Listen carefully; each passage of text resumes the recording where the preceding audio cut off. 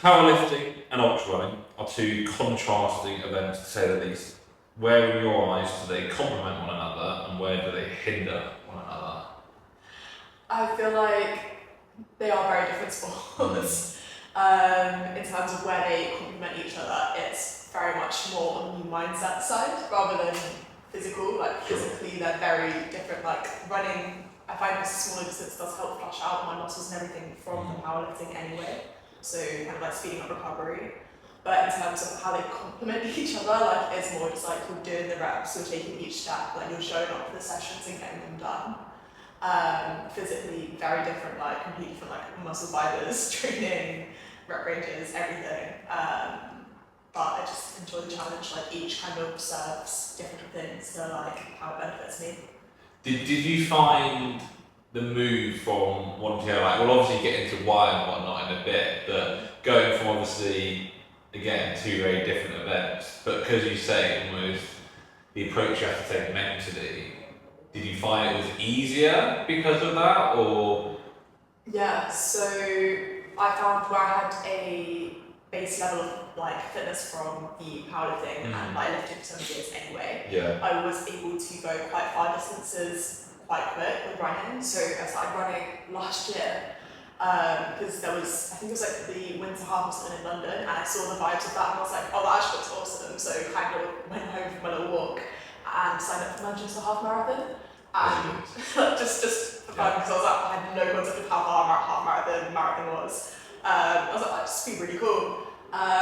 So then I think the next day I tried to run 10k because my friend ran 20 the day before. I was like, okay, we can do half of that. And I was like, oh, that's quite far. Like felt it a bit, but then like 3 weeks later I ran 17 kilometers, and then where I'd increased the volume so quickly, I got injured. Like couldn't walk properly or anything, and I was like, okay, maybe we need to take this a bit slower. So it kind of like hindered me slightly as well as helped, I guess. You better at sort of, I guess, taking a more, I don't want to say cautious, because I feel like when you're sort of training hard, maybe cautious goes out the window, but being mindful of recovery and stuff. Yeah, very much realised just because you can doesn't mean you should all the time. Which is wise words there indeed.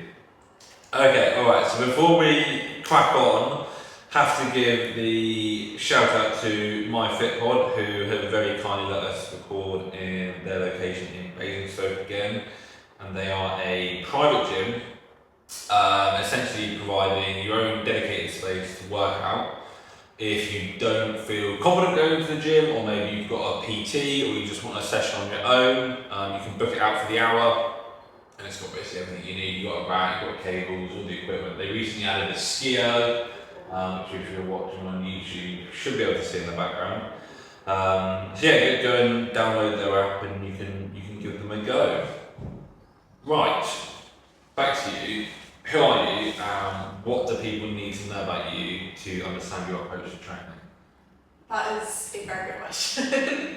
My name's Katie, and I guess my approach to training is, I like the idea of trying to, like, I want to try a bit of everything. Like, I want to try and do it all. Like, in the past, like at secondary school, I guess, I'll take you back to that, I was the kid who would, like, say, on their PE get fake injuries to get out of doing PE. Like, I think all the athletic people would be like, oh, that's really cool, but like, I never saw myself as sporty.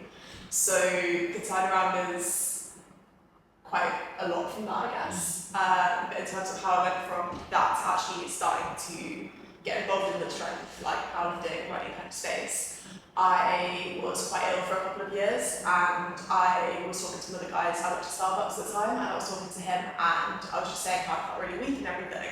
And he was just like, oh, just go gym. And I was like, oh, I'll just go gym, that sounds easy, like that sounds great, because he was very into it. So I joined the gym in town and kind of just started going through and like realising that I was very weak, but I kind of enjoyed the process of adding like an extra 1.25 or just like small incremental gains every single week. And then from there, it kind of kept on progressing to the point where someone turned around and they're like, oh, have you thought of doing powerlifting? And I was like, what's powerlifting? And then they explained it was bench deadlift to like heavy as you can go. And I was like, that sounds great, but my bench, I just don't squat because I don't like squats. So then I kind mentioned my squat was the same, so I was like, cool, we'll start squatting it and then just see what we can do with it. And then like, I think a year and a half later, like, I finally did my first novice comp, and the powerlifting community, the vibes, everything was just insane, and I was like hooked. So yeah, it kind of pulled me into that space. How do you think then, though, you say about the community, I think this is something I really want to talk about, but in particular in regard to, I don't know, say your average gym community or like your powerlifting community, or I don't know what you put into there, maybe CrossFit or bodybuilding even, I don't know, do you think it varies in terms of the community around each one, or is it just more the gym atmosphere as a whole that drew you in? I think there's different elements to it. Like the gym community, I feel like they get a lot of hate or like misunderstanding, I guess. Like you see these big muscular gym bros and then it's almost like intimidating to talk to them, like some of them get a bad rap. But when you actually get to know them, like they are the most chill, lovely guys, like most of them just want to help you as well. Or they're just there to rack up their own workout and they just like they're doing their thing. So I feel like the general gym community as a whole, like awesome, beautiful as well. And then the powerlifting community, I think per sport it varies. Like the running community, the vibe there is slightly different from the powerlifting community compared to the higher exercise community. Like they're all slightly different. Like they're all, I don't mean to say it like in that way they like support you towards your goals. Yeah. Like the way everyone cheers for you at powerlifting club, like even the people you're up against, they'll still be like rooting for you to like complete your lift. Even if it means they might take second place instead, like everyone wants everyone to do well. Sure. Do you think, why do you think that then drew you in more than say, I don't know, just hammering away at the gym, just generally getting fitter, stronger, whatever? Why the powerlifting, like you are just trying to rip the heck out of every single rep basically? What was it about that really sucked you in? Yeah, it was a mix of feeling like I was part of a community that was bigger than just me, as well as going from a place where I felt so weak to being like, I just lifted more than double my weight. Like there's little like dopamine or something in my brain that like I just got a bit, like I love the process of getting that one step better every day. And like just showing up even if you don't want to, it's like the mental strength that comes with that as well. Like, I think it's really beautiful and rewarding. And then what was that, you said you did that first novice competition. Was that kind of just part of, I want to say almost like progression in terms of that was a natural thing as you got stronger, it was like, okay, well let's do a competition, or was it more, I want to compete and let's work hard to get there sort of thing? Yeah, so the novice competition was just after, like a couple months after lockdown. Okay. So we were like straight into it. And I wasn't going into it with the mindset of, oh, we'll try this and then like start competing like properly, I guess. Yeah. It was more so, I went along just for like the fun to see what it was like and everything. So my friends were just like, just try it. So I was like, cool, we'll do it.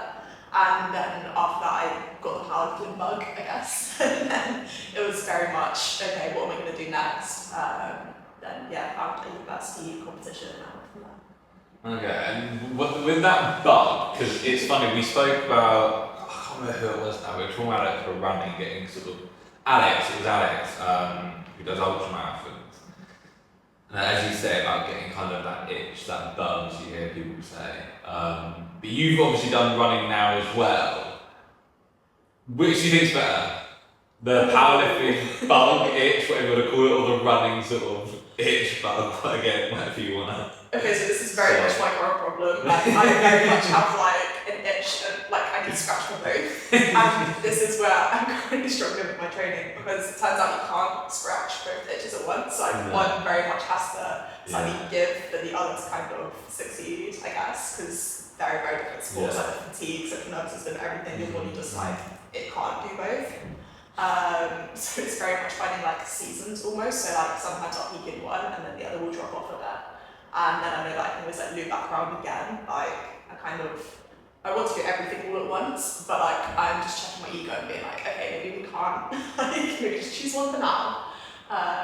Because I don't know, if I'm not good at something, I want to keep doing it and getting better. Like that's kind of what initially drew me into running. Like that first 10k, the first 12k, absolutely horrendous. I was just like, I remember like the 12k. I bribed myself in Starbucks. I was like, it's fine, when we get that, we can just get a nice like iced coffee and then we're good to go. And I literally just finished the run and just like sat outside the power station, just on the floor. I was like, oh my gosh, like I was an absolute wreck. So that kind of motivated me to get better because I don't like being bad at things. So it's kind of that process, and it also gets to the point as well where like, when does that stop? Because you can always do an extra 5k, you can always do an extra 5 kilos. Like that's kind of the bit that I'm just like. Are you good at that or no? No. What would you say is sort of the biggest, if obviously someone listening who maybe is, because obviously whilst I hate the term hybrid training, it's obviously become quite trendy, I'm sure many people would put themselves in that category. What would you say is the most important thing for always getting that balance right in terms of, as you say, sometimes one of them's got to give slightly and the other's got to take the fall? It's very much the prioritization. So say you've got an event coming up, if it's more like strength based, prioritize your strength. If it's more endurance based, prioritize your endurance, because you can't, like, there's no point walking up to a running race where you're like, oh, I just like got a Scott PB the other day, like that's not going to help you in that moment. And it's very much listening to your body. Just because another hybrid athlete can do like X volume doesn't mean you can as well. Like that's something that this training balance situation has very much taught me. Like I am so much more in tune with my body. Like I very much know when and when not to push with either discipline, and just really prioritizing that recovery piece as well. Because if you're not recovering, I kind of have a whole day dedicated just to recovery. So like stretching, sauna, a bit of like kind of like flush out the legs. Like I never had that before, but it's very much helping all elements of my training. Yeah, no, I'm there. And then you touched on the sort of being able to listen to your body. I've always advocated for this because whilst I'm by no means perfect at it, I think it is one of the most important things. And it's so hard knowing, well, what's the right answer in terms of listening to your body and then going, what does it need? Have you always been good at that, or is that something that's obviously taken a bit of time and only recently? It's still very much a working process. Like sometimes I'll be like, oh, I feel fine, and then I'll get to the gym and I'm just like, okay, maybe we'll take it a bit easier today, or just like do some steps instead. So I'm like, okay, maybe slightly, like even earlier this week, did a crazy challenge, which I'm sure we'll touch on. And then I tried to lift like a couple of days later, and I was like, okay, maybe this was a bit too soon. Like I felt fine, like my weak stats were like, you're fine, and then I was like, legs are feeling quite heavy, like this can't. Sure. But then it's like catching yourself in those moments and then not pushing forward, like just dialing back on that. How long does it take you then to get good at that recovery piece? You're saying you've got that. I keep saying itch. I like it's doing it justice, but you're saying you want to do everything, and I feel like when you want to do everything, like I can relate to that a lot. Then saying to yourself, no, I'm going to prioritise recovery today, can be the hardest thing of all there. Yeah, I think the thing that kind of made me realise that I need to prioritise it is I wasn't prioritising it, and then my body started feeling absolutely cooked. My strength started dipping, my runs felt disgusting. And then when I started adding more recovery, like fueling a bit better and everything else I was kind of doing alongside that to improve like performance, recovery and everything else, my performance then started to improve, and then I was able to actually increase my strength or like maintain it at least whilst pursuing the more endurance goals. So that by itself was kind of like, okay, if I do this, if I'm like well behaved and I get into those disciplines, then it actually helps the main discipline and everything we're doing, even just like function outside of training as well, like there's brain fog and everything. I was like, oh, there's actually something to this. Yeah, no, I completely agree. I remember I used to never take rest days, stupid as it sounds, and I don't know why I ever thought that was a good idea. And when I first got a coach and they made me do it eventually, I didn't do it for ages, even though they told me to. I don't know what made me actually finally do it, but I do remember then the week after, I was like, I'm performing much better here. Yeah, this is brilliant. The lights switch, like, wait, hang on, maybe it's into this. It's like, why have I never done this before? No, it's invaluable, but I think being there, I think I can definitely understand it. It's not easy to do that for the first time, right? Well, what would you say has been the most valuable piece in terms of the recovery and recuperation side of things, whether it's, as you said, like the fuel, or is sort of getting on the bike, stretching, sauna? Is there anything in particular that's really been like, yeah, that's worked a treat for me? So I recently switched to a gym that has a sauna, and I never fully understood the hype about sauna, recovery and everything, but like, even just like on a deeper level, like mentally, in like that 15-20 minutes, I leave feeling so zen. I'm just like, that 15 minutes after, I'm like, so useful, and it's just great. But I feel like there's definitely something to do with like the combination of like cycling, like just nice, easy, like really low like intensity, and then stretching out from it, and then sauna, like those as a trio, 100%. But then I guess the endurance piece as well, like really making sure you're like fueling properly, like before, during, after. Like so many of my runs I used to just do without fueling, and then like my mum used to do quite a few like endurance events, and she was like, "Have you had running gels?" And I was like, "What is that?" And I think the first time I used running gels was for the Manchester half, so I went like the whole time training just without, and then I was like on race day, I was like, actually alive, I'm not dying halfway through the run. So there's definitely something to that. And then like my more recent race I did, like just fueling throughout that, like I felt a big difference from without with fuel. What have you been your go-to gels or mid-run fuels and whatnot? So I'm not actually the biggest fan of gels, but like the best ones I found are the High Five, maybe like a more water-based one. Okay. So like they're not too bad. Just not the orange flavour. The orange flavour, I don't know, there's something really funky about it. Like, doesn't sit well. Yeah, it just does not taste good. But like I'm a sucker for like Percy Pigs, like Sorry, like I prefer eating, which I really struggle to like run, eat, breathe, and all of everything at once, but like it just sits a bit better. No, for sure. Okay, well let's get into what you did recently then, since we're talking about the running and the fueling. So you took on the David Goggins challenge.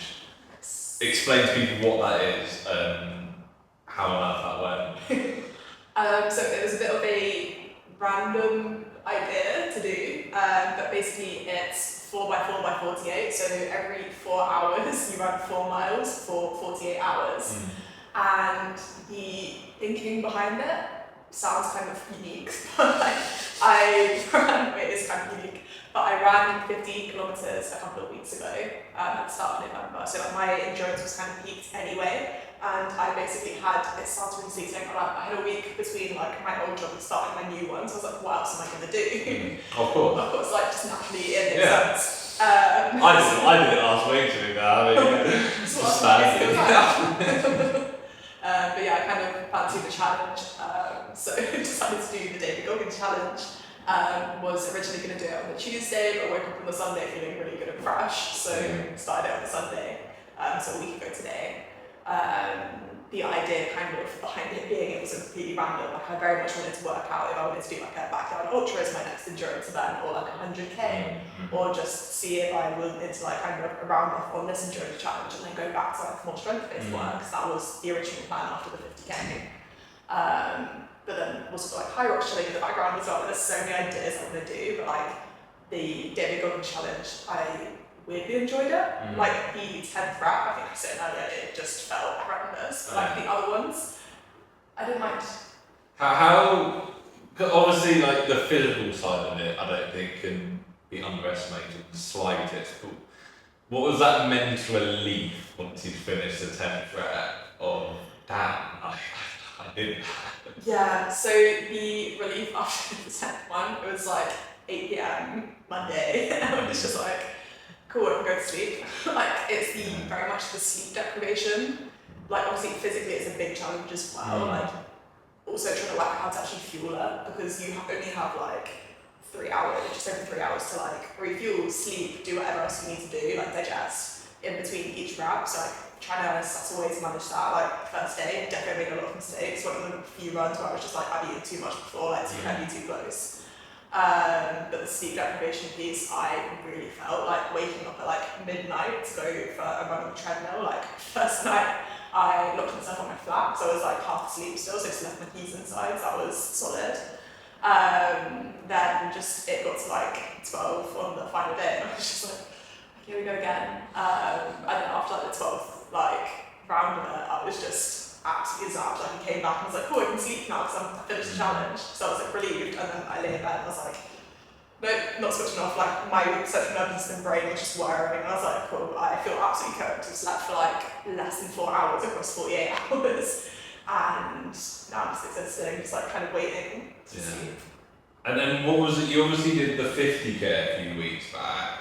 What would you say was kind of the biggest difference for you in terms of how it challenged you from obviously just running continually for 50 kilometres, but then shorter bouts, but for a more extended period? Yeah. Was one harder than the other, or? I'd say the 50k was harder. Okay. I did it with one of my friends, and she very much pulled me. Without her, I would not have got past the like 32. So there's like 32k to 37 is the most unique pain experience I have had. Like, unique is a great word to use there. I don't know about quiet. Yeah, it's just I ended up like fully understanding when people were like, yeah, you hit a wall, you land in the trenches. I was deep in those trenches.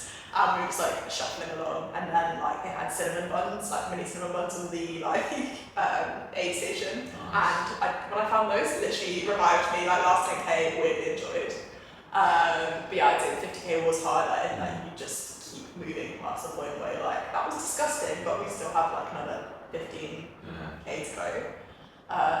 But yeah, I don't know if I would have been able to do that without my friend being like, keep moving. So which ones, if you're looking at other long distance, that doesn't feel like it sort of does it enough justice, but extreme running event, shall we say, what's maybe drawing you back out of the two? Sort of a more continual longer distance, or one like, as you said, a backyard ultra kind of format? Yeah, so again, when I say I want to do it all, I do want to do both. So like very much I am up 100k race to the point where I say I have a race in mind that I want to do. So I have actually like kind of researched it and everything. So like there's a 100 kilometre distance I really want to do, but 300, that sounds crazy. But there's also like a backyard ultra, which is like 20 minutes up the road. And I kind of like the idea of just going round and round and round and get like a nice little like 10-minute break in between. And I don't know, just sort of a more intense version of the Goggins challenge. Sure. So I kind of enjoy the idea of that, but like also the idea of just doing like a really hard like 12, 13, 14 hour slog. Sounds insane, but like I kind of want that challenge as well. Well, why do you think they're really drawing you and other people in, to be fair? Because there's something that has blown up in, shall we say, the past 5 years. I know a lot of them have been around for a lot longer than that, but it does seem recently they've really gotten a lot more coverage, a lot more popularity, a lot more people are getting involved and interested in them. It feels like you're seeing new ones pop up all the time. Why would you say that is, and why do you think that is? I mean, there's multiple reasons for it. Very much like the content we're consuming online, I think it is very much normalising these like crazy challenges. Because like in my brain, I consume so much content of like people just went across like Iceland, Africa, like all the tubes around London. Like I'm consuming that daily. So like when I turn around, I'm like, oh, I'm just doing this challenge, and everyone's like, whoa. I'm like, no, this is actually nothing. Like for me, I've just weirdly normalised it. So I guess I probably need to zoom out a little bit from that perspective. But I guess as well, I feel like people are looking for a challenge. Like in life at the moment, I feel like everything feels like quite comfortable and comes quite easy. Like I think there's a part of us like evolutionary, like in the background, that's kind of like it's got an itch it wants to scratch. Like we want to push ourselves to do harder things, and that might be like a certain group of people compared to some other people. But like I feel like that's what's pushing people to do these crazy endurance. Hierarchy kind of whatever challenges they're chasing. Finding limits. Yes. Is a way I've always sort of framed it. I think it's a great thing to children try and do. Not easy, but great. No, it is. It's crazy, really. Would you say it's more of a? You say you maybe need to zoom out sometimes, but I think you can kind of look at it from two sides of it when you're always in that world of seeing, as you say, and that one challenge after another extreme challenge. And you can sort of just be like, oh, well, that's normal, I'll just go and do one. And I think maybe that's not great in the sense of that's not normal. Because I spoke about it with, I think it was with Rose, when we were saying how it almost belittles things like a marathon. Yeah. Which in its own right is still an incredible feat and a crazy undertaking to take off. But then at the same time, it's like, well, why not? If people are doing these things, that's the thing. Yeah. I can do it. It's so like you see someone else like do something crazy, you're like, okay, if they can do that, like where can I push my own performance? Where are my boundaries? Like that's kind of what I'm chasing as well. I'm like, cool. Like every time I finish a challenge so far, like when I finished the Goggins challenge, I was like, all the way through, like I was saying, oh, even though I get halfway, I'm probably happy with what I've done. But then I did the whole thing, so it's kind of like I keep underestimating myself. So like, how much further can I push it? Like how, because obviously I'm doubting my potential, so I'm kind of like. Which we all do, right? Everyone has doubt. It's human nature, but like it's just cool to see what you can do along the way. Like I'm eternally like surprising myself now with. I mean, the challenges I'm choosing are a lot, but like I just keep surprising myself and like where else can I take that? Yeah, I think it's those extremes that can be good and difficult at the same time, but being able to balance that well, and as you say, almost explore the limits of what you can do. You can then, by doing that, stack up evidence of, oh, hang on, no, I did do that. And hopefully then, that doubt piece, which does tend to be there anyway, will obviously get smaller and you'll be like, oh, no, hang on. I did the 50k, I did the Goggins challenge. Because even just like taking that success and confidence you get from your own training and just like putting that into like work, social, like other environments as well, like it definitely carries over. Yeah. So what does training look like across a week for you at the moment then? Are we running focused, powerlifting focused, bit of both? What does it entail? It's very much a bit of both. Like this week's been more so recovery kind of focused after the Goggins. But like even when I was training for 50k, like I still had my 4 weightlifting sessions a week. Upper, lower, so like quite balanced.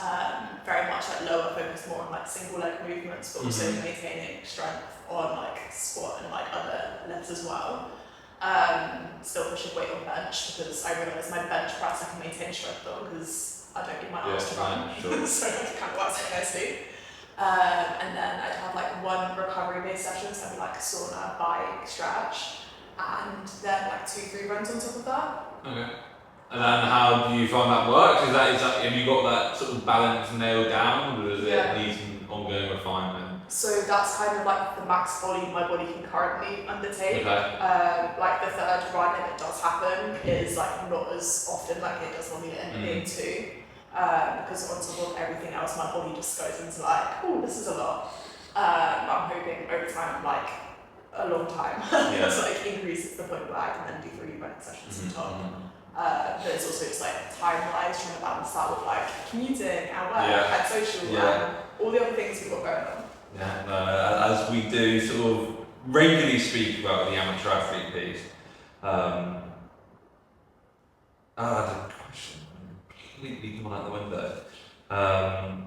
Anyway, you were previously a PT, right? Well, you're still technically a PT. I don't know, are you coaching anyone right now? I don't know. So I wasn't doing any coaching or anything for a while, but I kind of felt like I was missing a piece. Like I really enjoy the process of helping people, and I don't necessarily get to do that in my like work at current. So I took on 2 Curlies 2 weeks ago. So very much like in the early stages of just kind of like easing into the program, getting everything rolling. But I'm enjoying like having that touch base kind of help them chase their goals as well. And then what I really want to sort of dig into is how valuable has been kind of the knowledge you've gained from having to get the qualifications for that, and just going through the process of coaching other people, in terms of being able to then take that away and be like, well, this is what I want to achieve, and then you can apply that. Yeah, I feel like the qualification itself, like the PT qualification doesn't really teach you much about being a PT. It's very much just like go through this module and you get a certificate, which is slightly scary for the industry, I guess.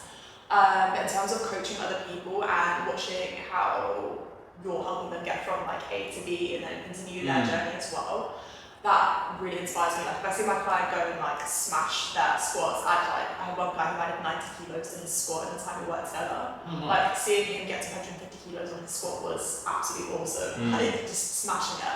Like seeing someone smash their goals and then going to train yourself, you're like, oh, I'm like fueled and ready to go, like let's do this. Like it kind of inspires you in a different way, helping other people on their journey as well. Interesting. Okay. And then so why don't you think the actual qualification itself, I'd love to dig into that, why it's I feel like, I don't know, from an external point of view, I feel like a PT qualification should help you with PTing, but in theory. You're suggesting otherwise. Yeah, I've had this chat with a couple of other like PTs in the industry as well, and it's very much they give you a certain baseline of knowledge, but unless you are going above and beyond or have like a decent knowledge yourself of your own training, I feel like you see a lot of PTs doing quite unique approaches to what they're doing with their clients in terms of like it could be putting their clients at risk because they're just looking for a really quick like 6-week transformation where they're just like do this with bad form for like this amount of time, they like barely eat, and then they're just getting their like before and after photo, they're like cool, like see I've even been a client in a bad place. Like a couple of the girlies I've worked with have come to me after having PTs like that, and then we've had to kind of like rebuild and try and like change their mindsets, how they view training, and then also kind of repair their metabolism from where it's just been like 800 calories a day for like a full-grown woman like isn't enough on top of the like number of steps, weight sessions and everything they're doing. So kind of just reframing that, rebuilding, and then just taking it from that. Finding a healthy approach on this, I guess. Well, why do you think that is then? Why are so many, I guess, coaches who you typically expect to, well, it's a health thing. If you're getting into the gym, you're trying to look after your body, that should be coming from a constructive perspective, if you like. But you're almost suggesting that maybe people are coming out of it with a negative experience and effect on their well-being. Yeah, I mean, it's not all PTs by any means. Like, no, there's sure. ones out there, but like, it's the industry in the world we live in. Like, people want quick results. So a PT who's like, yeah, my client got from this to this in 3 months, versus a PT who's like, my client got from this to this, like on the outside, like looks at similar results in like 6 weeks. People are going to be like, oh, I'll choose option B because it's a lot faster, a lot speedier, I've got a holiday in like 5 weeks, like it's perfect. People want rapid results, like it's not sexy to turn around and be like, oh yeah, if you sign up with me like in 3 months time, like everyone's like glaze over like, maybe not. Well, what do you think has been then for you and when you've been training people kind of the most, I guess the strongest message that you've tried to give to people to almost get them out of that mindset where they want a quick result, as you say, and what's it taken to get people to understand, no, it's not going to be tomorrow you're going to be in incredible shape, this is a steady process that you've got to commit to. Yeah, I guess it's rather than finding your clients, like they might have holiday in 5 weeks, yes, like you can work towards that. Sure. But like helping them zoom out and reframe it, it's like, are you just wanting this for like the next 5 weeks, like 5 weeks time result, or are you wanting to maintain that like long term? Because in 5 weeks, yes, I can get you to like lose X amount of weight, but in 5 months, I can get you to maintain that rather than just like drop it and then like that yo-yo dieting, like traditional you've seen. So it's very much reframing how they look at it in like more longevity piece, trying to find more performance goals as well. That's been so helpful. Yeah. Like a lot of the guys most of the guys I've worked with have been more performance focused anyway. Okay. So kind of getting them. Yeah. Well, I was going to touch on that because I feel like the sort of fitness world as a whole is becoming more performance driven. I feel like you see less, I don't know, maybe this is just my kind of algorithm, as they always say on social media and whatnot, but I feel like what you see a lot more now is people trying to perform the best they can. As we said, finding limits and whatnot, taking maybe extreme challenges or whatever it is, but really focusing on how do we get the most out of my body, rather than say, I've just lost X amount of weight and look at me, I look incredible. I'm sure that bodybuilding, sort of aesthetic industry is still huge, but I feel like it's shifting. I feel like the performance side of things is becoming bigger. Would you agree? I mean, have you seen the same or no? Yeah. I mean, I might have the same bias as you, just based on algorithms and everything like that. But there's definitely still like an aesthetic focus, and I think like entirely fair. Like there's always some elements of training, like even we want to look good, like, right? Yeah, everyone wants to look good.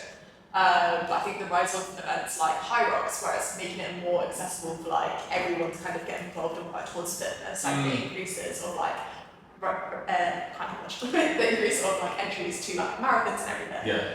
Like it's more accessible, more open for people. So I think it's kind of helping people realise that you don't have to be an elite athlete to get involved in these things. Like it's not just for like the top 1%.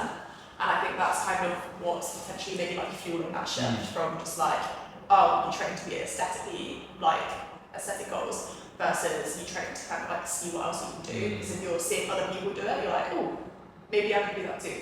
Yeah. What do you think of high rocks? You touched on that. You said it's something that's maybe going on in the background, but me and Jordan spoke about this a lot in the last episode and how it's obviously boomed massively, getting super popular, great setup, but also it's not been without its teething problems. I mean, I saw a clip yesterday because they've got London on at the moment, and there was like a queue for the wall ball, I think it was. Oh, interesting. And you just think, oh, hang on, that's not going to be really a race if you have to queue up halfway around. Are you planning on doing one at some point in amongst all your other many things you want to do?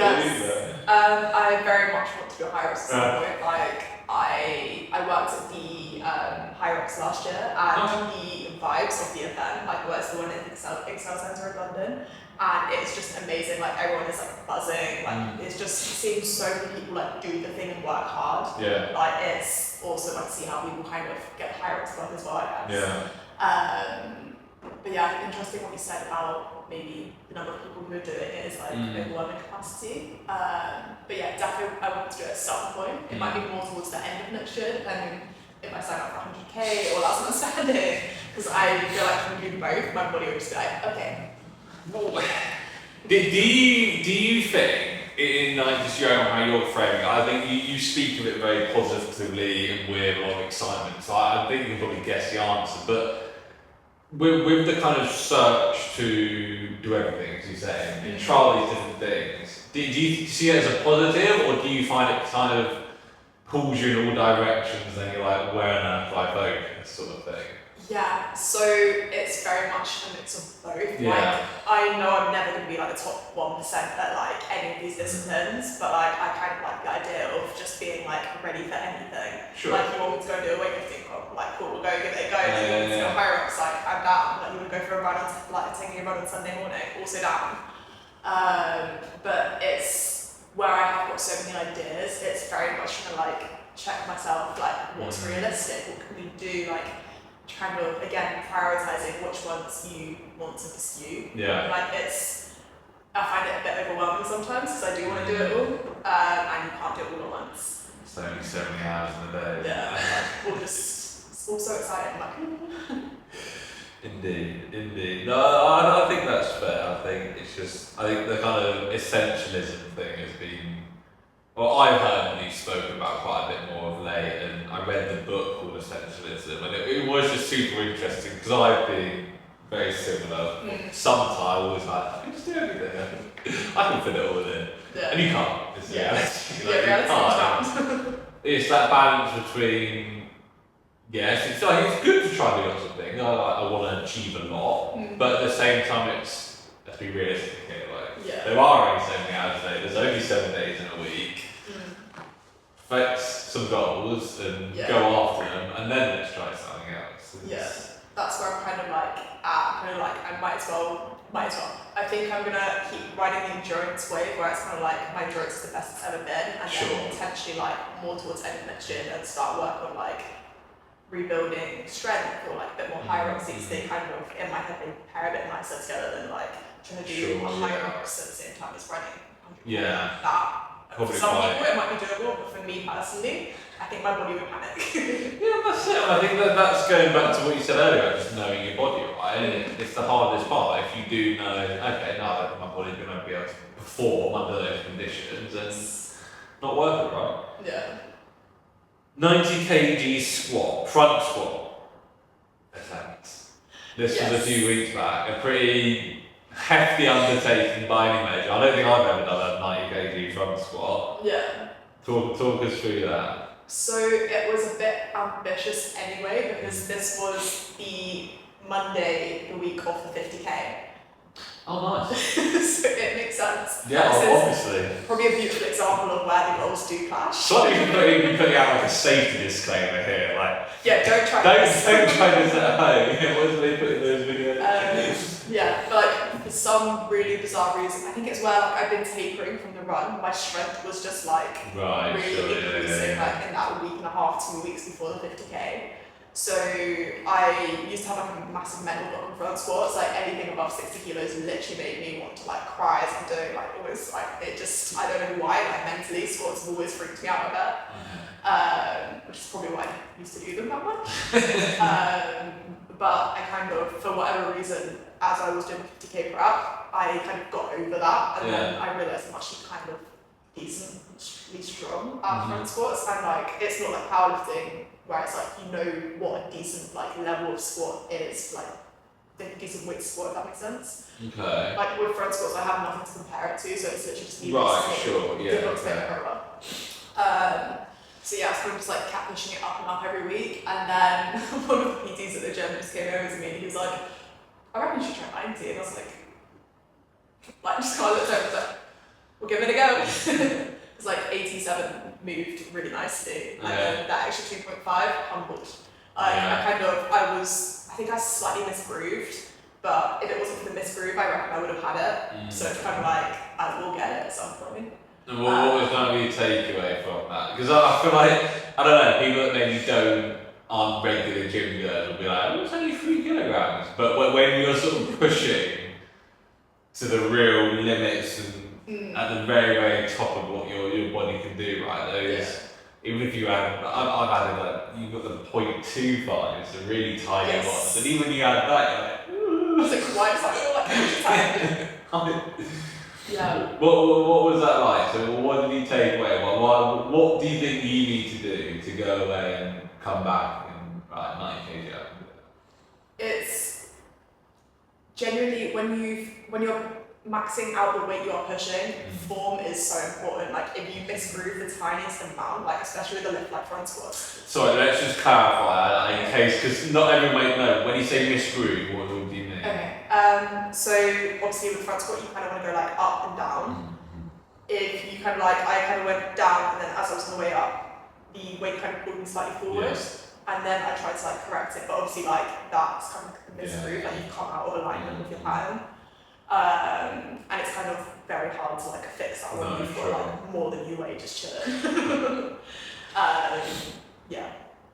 But what's going to get you back there then? Are you going to try and go back there? I feel like where I was so close to it, like it's just little lifts like that that are kind of like haunting me how close I am to getting them. Like my last powerlifting comp in July, like I did 127.5 squat, then I tried 130 the week after, and it did not happen. So I'm kind of like 2.5 off that as well as 2.5 off my front squat. So it's kind of very much like it's going to happen at some point. It might not be till the end of next year, so even the year after that. But like it's going to happen. It's going to be locked in. Does it fit in with your normal training, or is that kind of something different? If you're saying with the powerlifting stuff being squat, bench, deadlift, sorry. Is that something you typically do, just kind of sort of to mix it up, or is it outside of your regular schedule? Yeah, so the front squat was very much a bit like a side quest alongside chasing the 50k ultra, because I realised very quickly that I cannot continue like squatting, back squatting and deadlifting alongside training for 50k. So my way of doing that, I still wanted to pursue like getting stronger or something. So I kind of took deadlifts out completely because the fatigue from that just was ruining my runs. And then I also, deadlifts were I needed a break after comp. Like I was doing them every single week religiously for the build up, and then I was kind of a bit over it by the time comp was done. So I feel like that break has made me then be like, oh, I'm kind of ready to start deadlifting again. I like the itch has come back. And then in terms of squats, I just switched them up for front squats because I found it a bit less demanding on my body. What's the deal with these deadlifts then? Because I actually read an article yesterday in Men's Health, a great little piece about, I'm not going to pronounce his name properly, like Bjorn the Mountain. Okay. That's his nickname. Do you know what they're all about? The strongman. He's been in some TV shows as well. He did the world record deadlift. I probably know. 510 kilograms. That's which is nuts. Because Eddie Hall broke 500 or something 5 years ago or something. Bjorn's been pushing it a bit more since then. But why, again, for people that aren't sort of regular lifters and whatnot, why is a deadlift just so fatiguing on the body? Like you said, you have to take it out of your normal schedule. Why is that for you? I feel like it wasn't just the physical fatigue part, it was also the mental fatigue part as well. Like when you're doing something for that long, Like, I've been powerlifting for a couple of years, like deadlifts were like regular on the schedule. Yeah. I just needed to like kind of drop off from that point. But like physically, the demand on your central nervous system from a heavy deadlift, it's a whole body lift. Like you're using nearly every muscle in your body to do it. It's not just like legs or anything. I mean, like all compounds using multiple muscles groups, but for deadlifts it is slightly higher demand. Like it's the heaviest lift I do. So like even from that perspective alone, the load I'm putting through my body, it's just like cooking it. Like and then when you're doing like 3 reps, 2 reps, like it's a lot on the system. And then why is that such? No. Question. We'll come back. No, lost it. Anyway, we'll chop that bit out. Okay, so your life has then chopped and changed a lot in recent years. And again, this is kind of going back again to sort of you're chasing everything kind of thing. But do you feel like you're in a more settled routine with, okay, well right now you're going after the running, but in terms of like that work-life training balance, have you got that on lock yet, or is it still a bit all over the place? I mean, you can probably relate as well, but like every time your goals slightly shift, everything else then gets slightly shifted and thrown out as well. So you might have a week where you're like, oh, I've actually done really well this week, like training, work, socials like actually happen, and then another week like fatigue might come up, or you might have extra like load of work to do, and then it just throws everything slightly off. So I feel like it's a continuous game where you're continuously adapting what you're doing to kind of try and make it work. Like there's always going to be a random surprise thing that comes up. There's always going to be a social event you didn't quite plan for, and like just shuffle everything else around.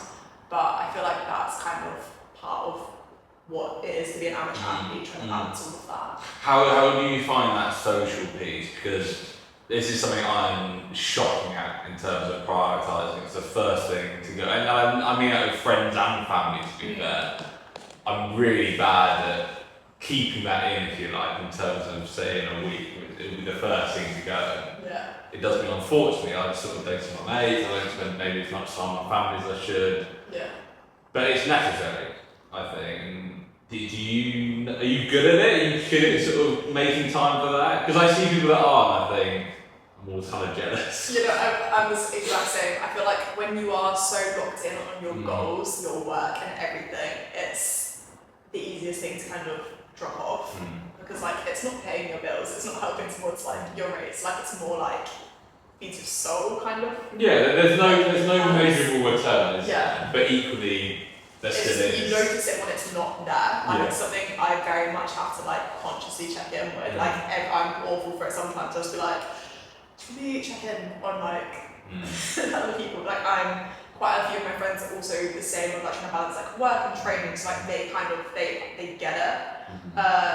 But yeah, trying to be a good friend and show up for like the other stuff you're working towards is definitely something I'm consciously working towards. Did you do a lot of training with the friend you used to do the ultra with? Yeah, yes, we did quite a few long runs together because running 38 kilometers or something for itself would be humbling.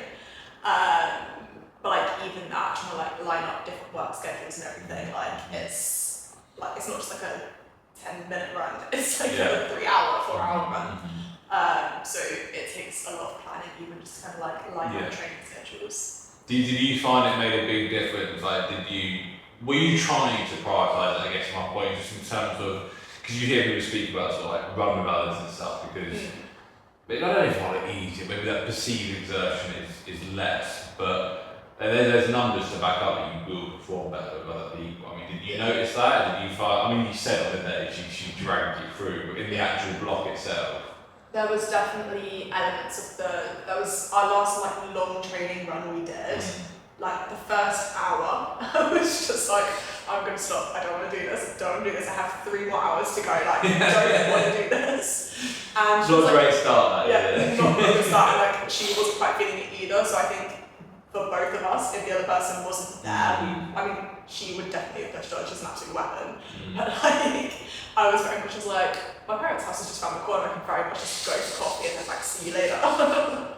But I think the accountability piece of having her there, just being like, if I go and get that coffee and I know she's still pushing, that doesn't sit well with me. I'm like, we signed up for this together. Yeah. So it kind of helped drag me one step further. Yeah. And then like I think it was like 1.5 hours in, then we kind of like both clicked into it a bit more. And I was like, it took us an hour and a half to clock into like our 4-hour run. Like it was, something. How do you find that accountability piece thing? So you kind of say when you're in it together that you'd almost both sort of invested and you both had to show up for each other. But when that's not there, if it is just with your weightlifting, you're running, whatever, how do you do you find it easy? So like, right now I've got a session, I've got to show up, or is that? I mean, with going to the gym and stuff, for me that is the same as brushing my teeth. Like I might not want to do it, but like if I don't, I feel kind of like gross. I'm just like, something's missing. Like I can't focus as much at work, I can't lock in the same. Like it kind of resets everything else. It's just part of my routine. But in terms of like running, like when you're halfway through a run and it starts feeling pretty grim, or like you're 5 minutes in, it starts feeling horrendous. You're like, there's this phrase I keep on using on repeat. It's like, I commit to my commitments. And it's such like a small shift, but like as I'm taking a step, I'm like, don't want to do this, but like we've committed to this, so we're going to do it. Like we're not here just to kind of show up and do like 2 steps and then go home. It's like we've got goals we want to get. Like if you're not doing the thing, you're not going to get better at the thing. So it's kind of just reminding yourself why you're actually there. You're going to do it properly. Yeah. No, I like that. I think that's good. How do you see yourself as an amateur athlete then? I get imposter syndrome at the concept of being like an amateur athlete. Like I only started considering myself a runner after I did 50k. Like, I was actually talking to my friend during. Why? I feel like when I look at other runners, I'm like, oh, they are runners. Like if they're doing a 3-hour marathon, if they're doing a 5-hour marathon, I never considered myself in that bracket, and I think it's something I struggle with as well.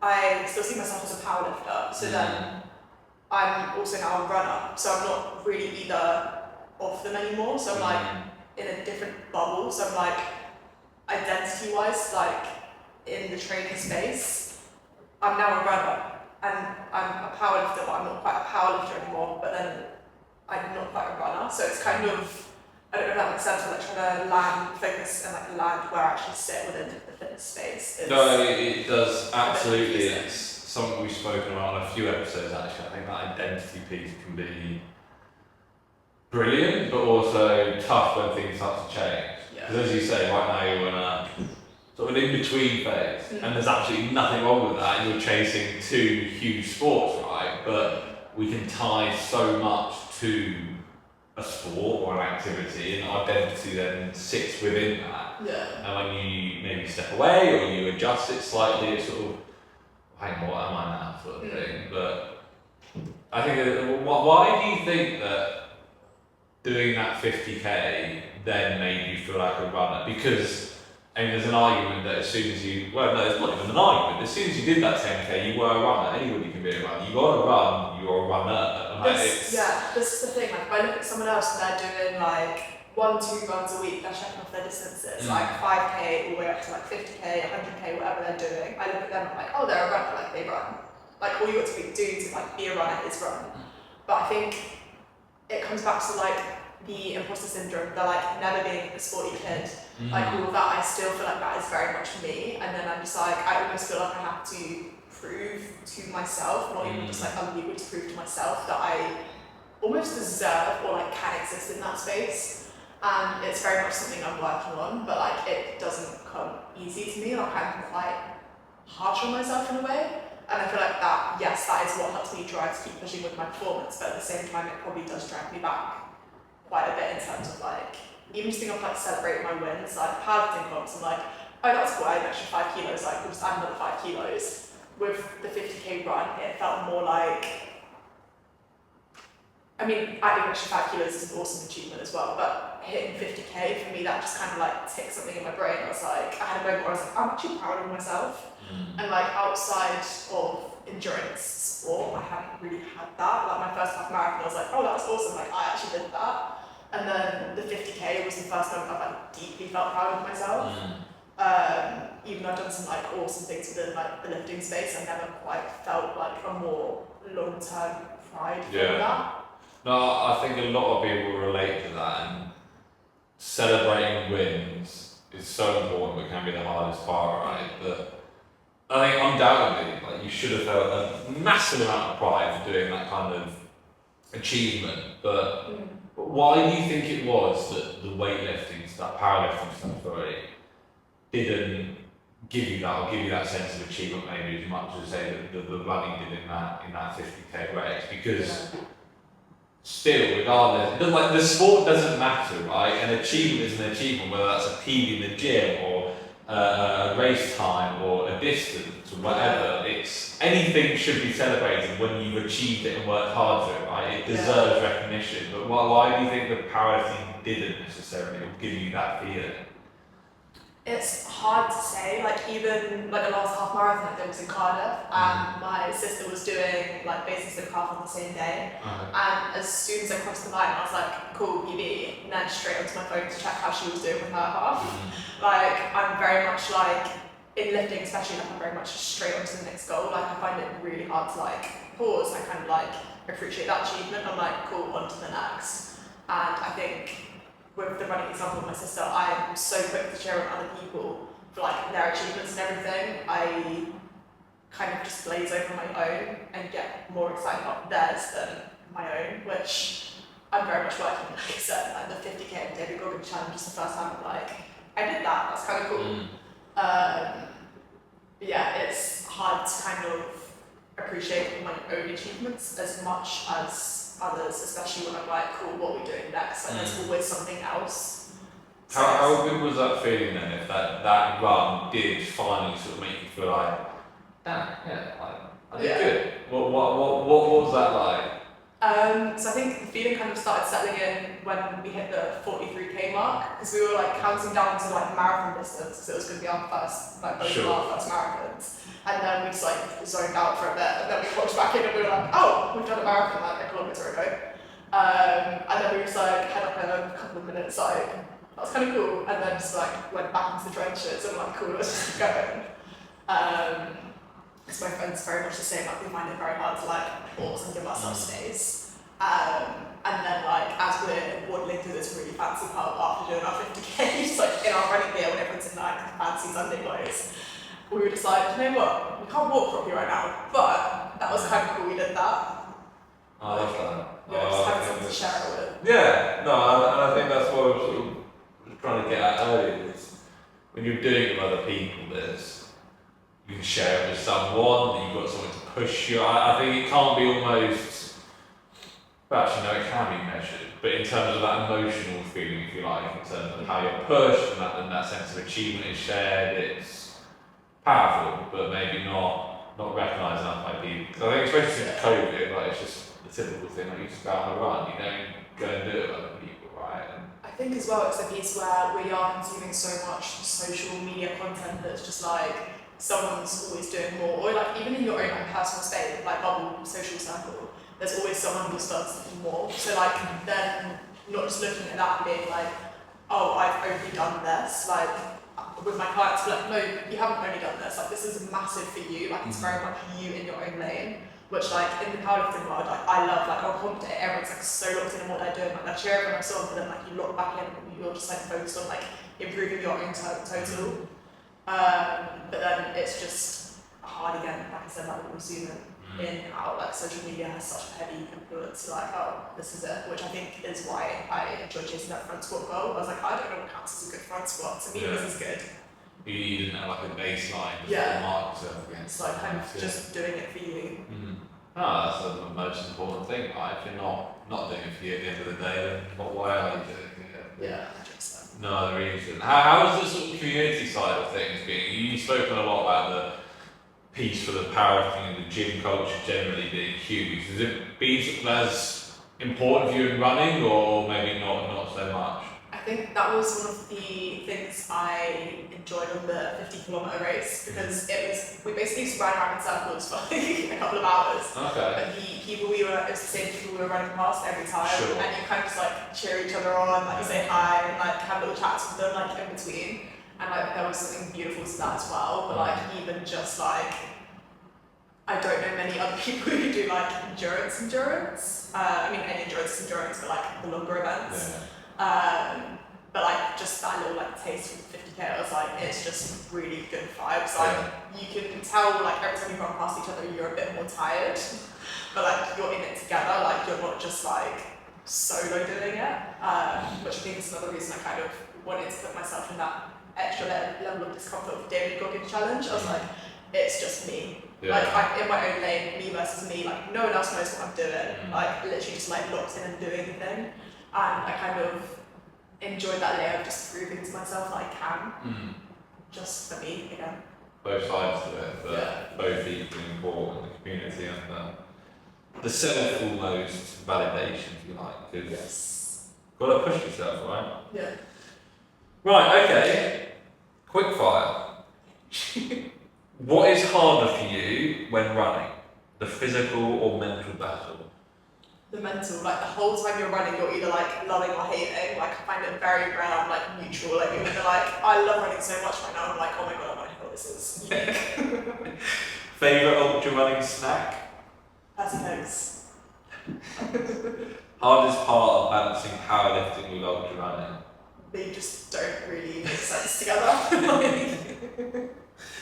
Best weightlifting song? I cannot give you one for this. Like it varies so much depending on the lift I'm doing, the mood I'm in, the vibes of the gym, how I built it. For deadlift, it will literally change. Like sometimes it's country, sometimes it's afro, sometimes it's drum and bass. Like we got range. Oh, I love that. And what about best running song? Just any remix. The song's called like Run or something. It's any variation of that remix locks me in more than anything. I'm like, I could fly right now. Best lesson from your years of training? You can always do more than you think. Like, stop underestimating yourself. Greatest achievement so far? 50k. That's pretty good. Damn right. Biggest goal on the horizon? I haven't booked it yet, but I'm like this close to booking 100 kilometers. Like, I've got the race and everything in mind what I want to do. I know why I want to do this specific one and like why I want to raise money for it, for that charity. I just need to like press the checkout button every time I make it to that stage. I'm sure that'll come. And then lastly, what do you fall short of balancing that you'd like to get better at?